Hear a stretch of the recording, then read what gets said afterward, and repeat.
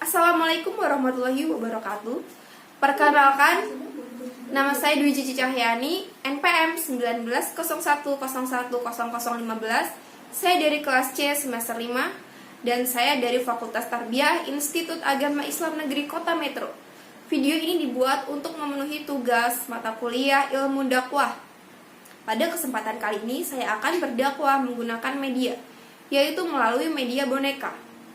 Nah, temanya itu berjudul tentang hukum pacaran dalam Islam. Mari kita simak videonya.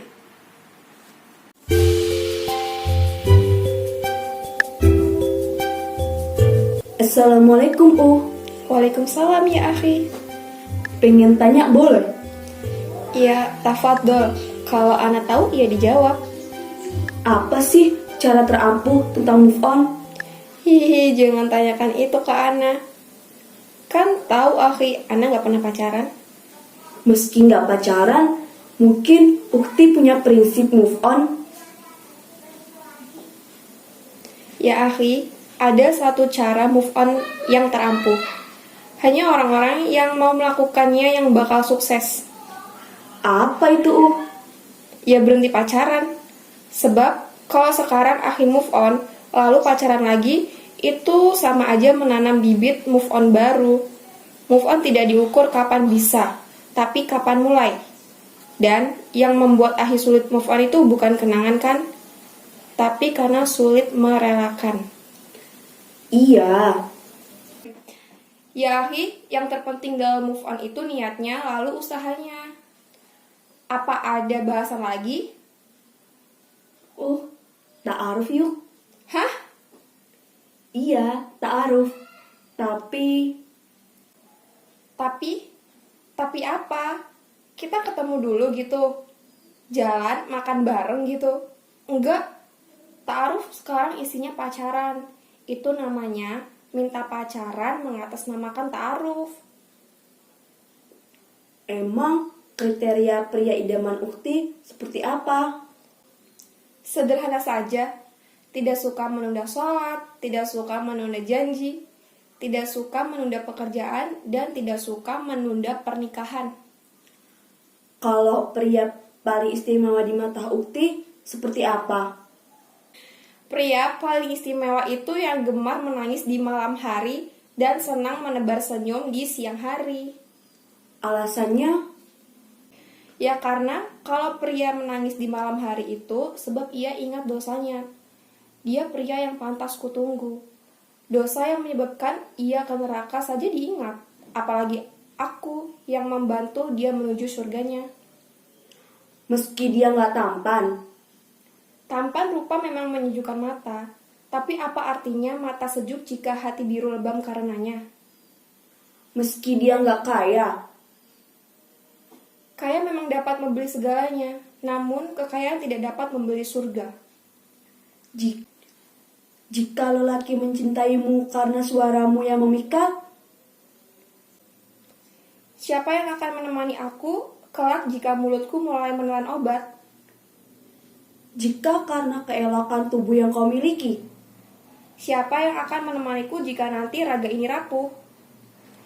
apa yang Ukti lakukan jika dilanda rindu terhadap jodoh? Doa jalan pintasku untuk menyapanya. Sebab doa sesuatu yang mustahil pun bisa mustajab. Apa obat paling mujarab ketika dilanda cinta? Tidak ada obat yang paling mujarab dalam penyakit cinta selain menikah. Ada nggak sih hal yang membuat wanita terasa dihina? Ya adalah, penghinaan bagi wanita ialah ketika ia dicintai pria, namun tidak ada niat untuk menikahi. Apa nggak bosan malam minggu selalu sendirian? Hehehe. Malam minggu itu nggak penting, yang penting itu malam lamaran. Apa sih yang diharapkan wanita? Wanita bosan diberi janji, maunya cincin langsung melingkar di jari. Kado terindah bagi wanita? Mahar, Momen terindah? ijab kabul. Apa Ukti sedih ketika tidak dibersamakan dengan seseorang yang selalu Ukti sebut namanya di dalam doa Ukti? Aku tidak sedih ketika aku tidak dibersamakan dengan pria yang kusebut namanya dalam doa, karena aku yakin aku akan dibersamakan dengan pria yang selalu menyebut namaku dalam doanya. Maksudnya, Aku bersyukur jika doaku terkabul, tapi aku sujud syukur jika aku jadi jawaban dari doa seseorang. apa sih hal yang membuat Ukti segitu kuat memegang prinsip nggak pacaran? Sekarang aku tanya, jodoh siapa yang ngatur? Allah lah, Jodoh di tangan siapa? tentu Allah. Toh kamu tahu jodoh Allah yang ngatur, tugas kita tinggal deketin yang ngatur. Ya akhi yakin sama Allah. Tentu, sangat yakin. Dusta. Kalau rasa yakin kamu tinggi, mustahil akhi pacaran. Sebab yang pacaran itu dicap mendahului takdir. Tapi kan kalau nggak pacaran, gimana saling kenalnya Dan biar saling bantu menuju pelaminan.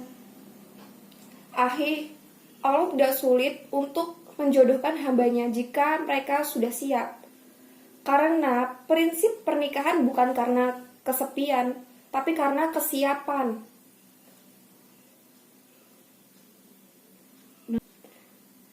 Jadi pokoknya kalau sudah saatnya jodoh, pasti bertemu, gitu.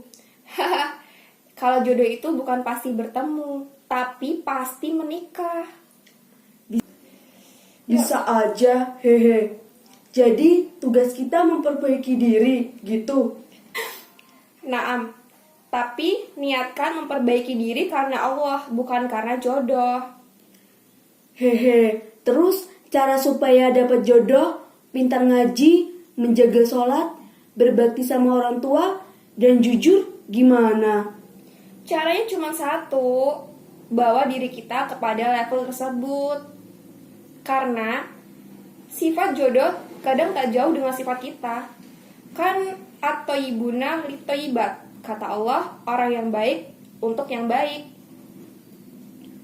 Masya Allah. Ya, akhi sekarang paham.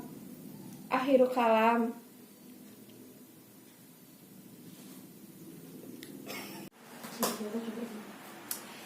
Kita telah melihat percakapan tadi yang kita saksikan bersama.